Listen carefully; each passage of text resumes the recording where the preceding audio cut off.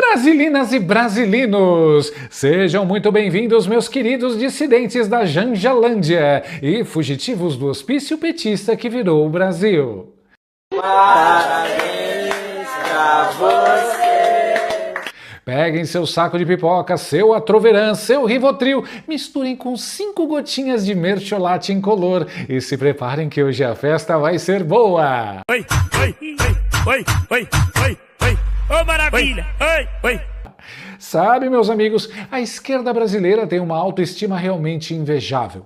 Eles se olham no espelho da sede do partido e enxergam o Lex Luthor, o Thanos, a mente brilhante de um vilão clássico do James Bond articulando a dominação mundial. Mas na prática essa turma tá muito mais pro coiote correndo desesperado atrás do Papaléguas e despencando do penhasco com uma bigorna gigante caindo exatamente no meio da própria cabeça. O nível de perversidade dos petistas é, de fato, algo que parece não ter limites. Eles simplesmente não conhecem barreiras morais na hora de tentar triturar a reputação e a vida de qualquer adversário político que ouse cruzar o caminho deles. Mas, graças ao bom Deus que olha por esse país, a burrice dessa gente consegue ser infinitamente maior do que a própria maldade. Hoje eu vou contar para vocês uma história que faria os maiores roteiristas de suspense psicológico de Hollywood rasgarem os seus diplomas de raiva e vergonha alheia. É a saga de um plano maligno, maquiavélico, absolutamente sórdido e inacreditavelmente idiota. I'm retarded?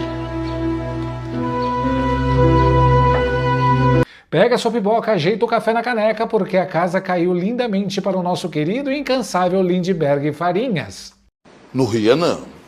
Se você... Para você que estava ocupado demais, trabalhando de domingo a domingo para pagar a montanha de impostos que essa turma inventa todo santo dia, vamos organizar a casa e contextualizar os fatos. Temos aqui um personagem central dessa ópera pastelão, o deputado Alfredo Gaspar.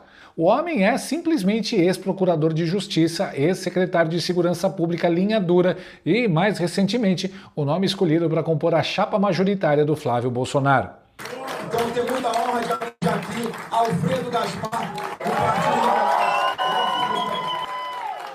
Mas o que deixou a cúpula do PT com aquele sangue no zóio e fumaça saindo pelas orelhas não foi apenas a indicação política. O Gaspar foi o relator da bomba atômica conhecida como CPMI do INSS.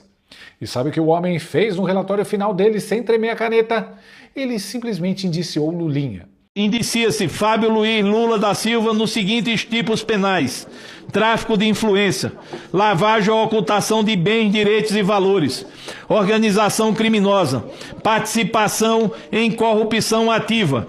Sim, meus amiguinhos, o próprio Ronaldinho dos negócios, o fenômeno do empreendedorismo familiar.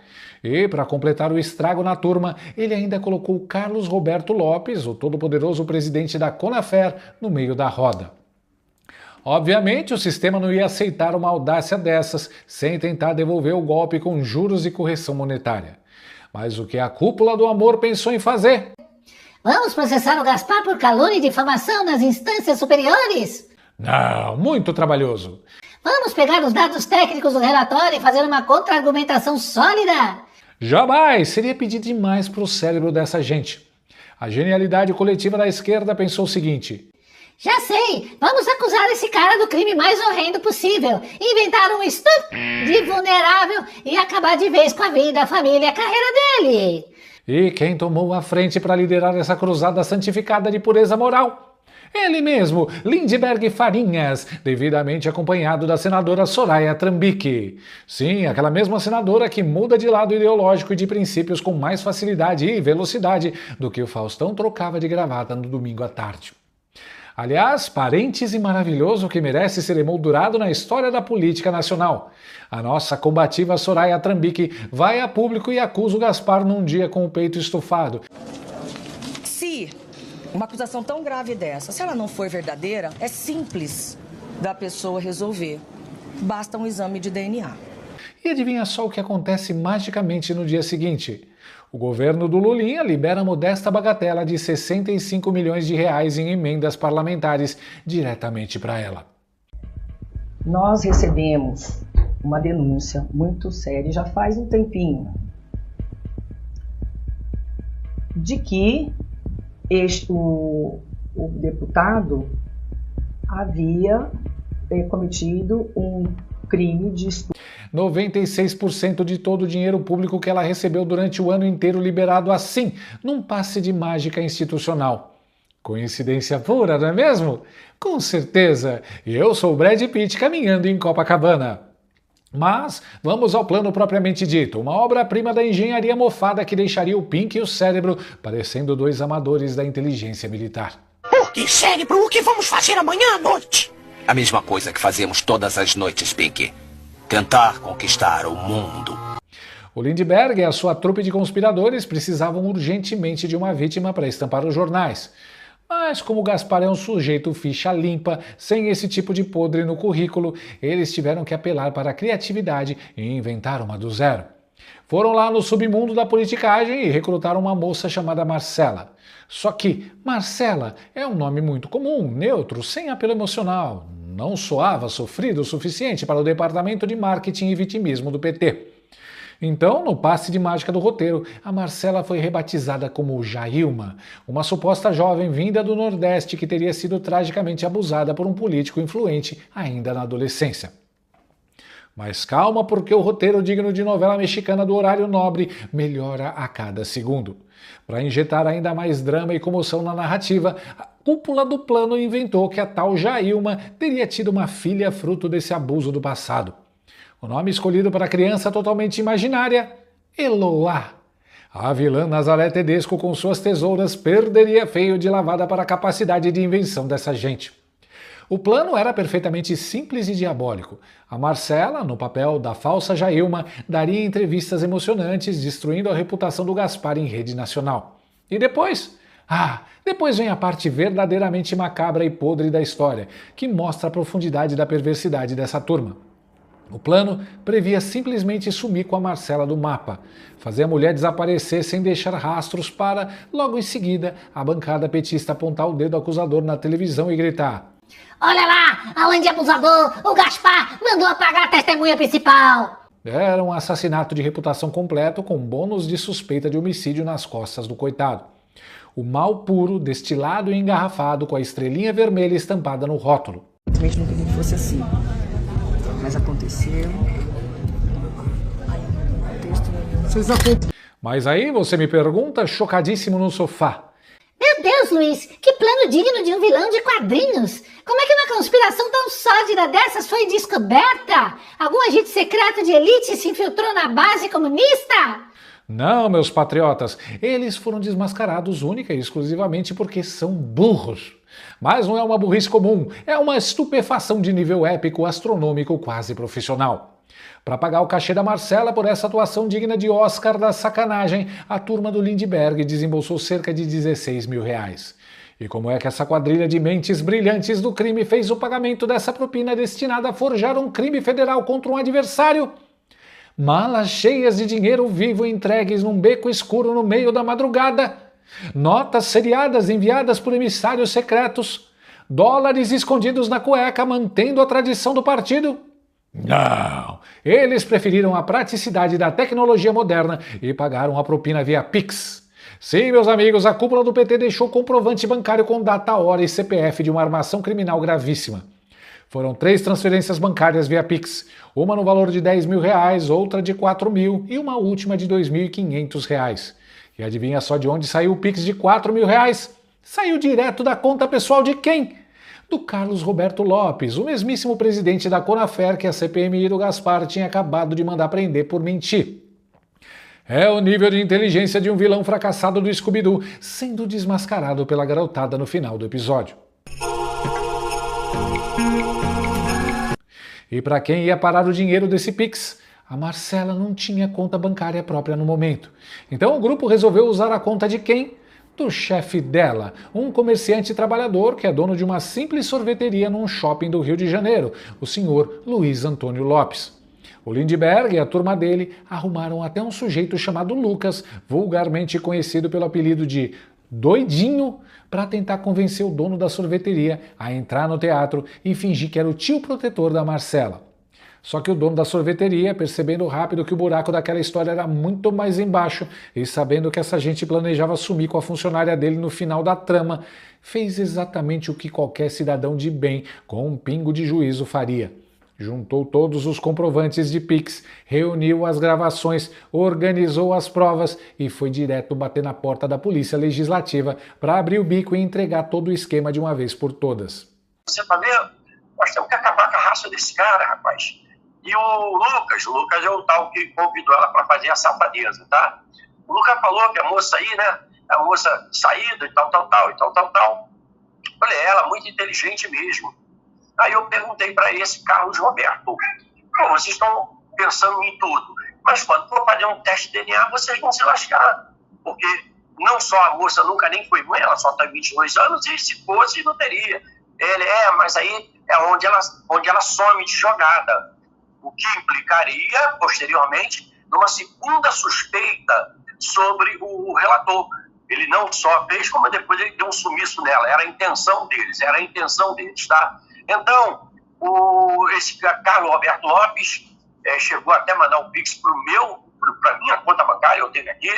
Outra vez fizeram uma meet, tá? Uma meet, onde eu participei da meet, onde estava o próprio deputado Lindbergh de Farias, onde estava também uma outra pessoa, tá? E eu não sei identificá-lo quem é, porque eu não o conheço nem da política, e uma outra turma, um ex-colega dele de prefeitura de Nova Iguaçu, que eu já dei o nome a ele, tá? Chama-se Toninho. E ele falava comigo e do lado da Marcela. Ele, olha, você não comenta isso com mais ninguém, porque isso aí pode trazer problemas e tal. E onde ela entrou do meu lado, falou, e o meu Pix? Eles já vamos fazer, uma pessoa vai fazer. E fez, uma pessoa chamada Sérgio Machado de Azevedo. Tem o Pix dele também, tá? Palmas de pé para o tio da sorveteria! O homem, com uma coragem gigantesca e um tino de sobrevivência afiado, desmantelou sozinho um esquema podre que envolvia diretamente o líder do PT na Câmara dos Deputados. E se você acha que a várzea tinha acabado por aí, segura que tem mais um detalhe simplesmente espetacular nessa palhaçada toda.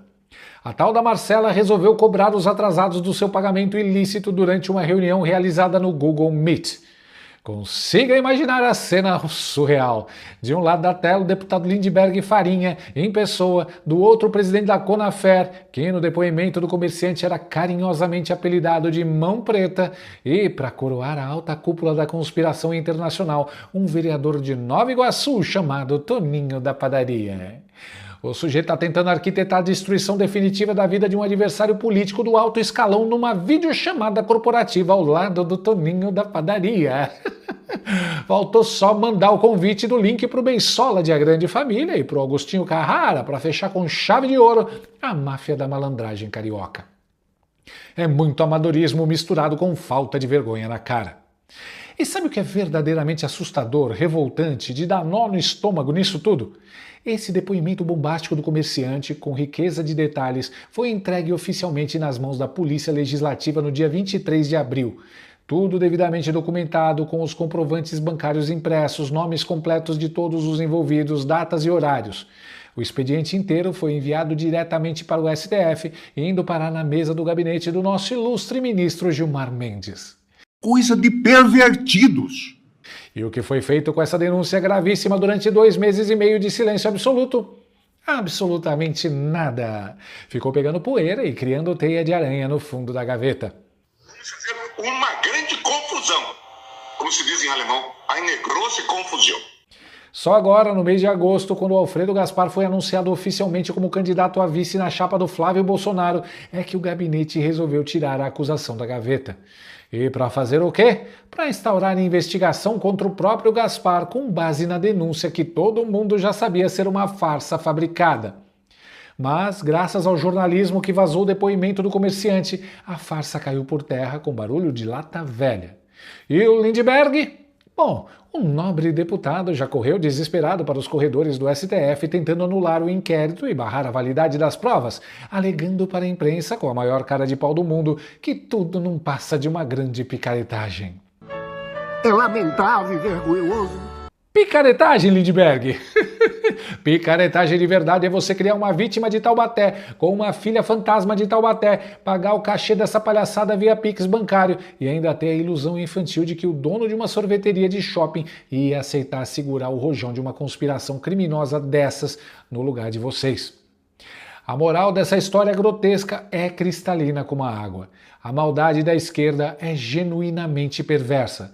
Eles tentam prender, censurar, destruir reputações, falir empresas e arruinar famílias inteiras sem piscar os olhos ou hesitar por um segundo.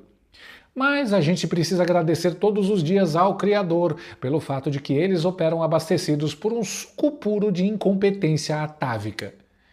E no final, a única coisa que sobrou dessa armação do Lindbergh e da Soraya foi a certeza de que eles teriam se safado, se não fossem esses garotos xeretas e o Pix do dono da sorveteria.